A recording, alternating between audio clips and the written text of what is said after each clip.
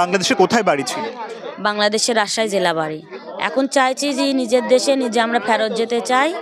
আমরা সরকারের কাছে এতটুকুই আবেদন জানাচ্ছি যে আমরা এই বাল বাচ্চালে রাস্তাঘাটে আছি, যেন আমাদের যেন নিজের দেশে নিজে একটু ফেরত দেয়, এতটুকুই রিকোয়েস্ট করি। এই মুহূর্তে হাকিমপুর সীমান্তে রয়েছি, আমার সঙ্গে রয়েছেন ময়না বিবি। তার সঙ্গেই কথা বলবো। তিনি এই মুহূর্তে সীমান্তে অবস্থান করছেন। দিদি, কোথায় থাকতেন ভারতে? আমরা ডানকুনিতে থাকি। এখন এই হাকিমপুরে আসলেন কেন? এই সীমান্তে আসলেন? হাকিমপুরে এসেছি আমরা দেশের মানুষ দেশে ফিরে যাব বলে, বাংলাদেশে ফিরে যাব বলে। ভারতে কিভাবে আসলেন বা কবে এসেছেন? ভারতে এসেছে এই 3 বছর আগে হয়েছে। কিভাবে এসেছিলেন? এমনি আমরা কষ্ট করে এসেছিলাম, হেঁটে। হেঁটেই পার করে? সেটা কি দালাল মারফত নাকি এমনি? না, দালাল নাই, এমনি হেঁটে এসেছিলাম, কোনো দালাল। মানে সীমানা ফাঁকা ছিল? হ্যাঁ, সীমানা ফাঁকা ছিল তাই এসেছি।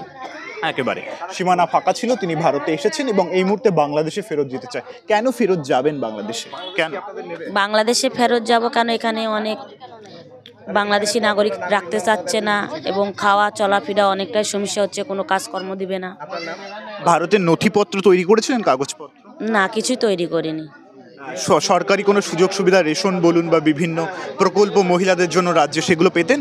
না, কিছুই পেতাম না। ওগুলো আমরা খেটে খেতাম, আমরা কাজের উপর নির্ভর ছিল সব কিছুই আমাদের। বাংলাদেশে কোথায় বাড়ি ছিল? বাংলাদেশের রাজশাহী জেলা বাড়ি। আপনি একা এসেছিলেন না আপনার সঙ্গে কে কে ছিল?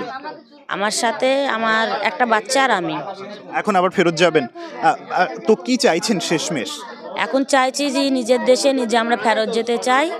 আমরা সরকারের কাছে এতটুকুই আবেদন জানাচ্ছি যে আমরা এই বাল বাচ্চালে রাস্তাঘাটে আছি, যেন আমাদের যেন নিজের দেশে নিজে একটু ফেরত দেয়, এতটুকুই রিকোয়েস্ট করি আমরা। হাকিমপুর সীমান্তে তারা অবস্থান করছে ময়না বিবি। তিনি হুগলির ডানকুনিতে থাকতেন, তিনি এখন বাংলাদেশে ফেরত যেতে চাইছেন।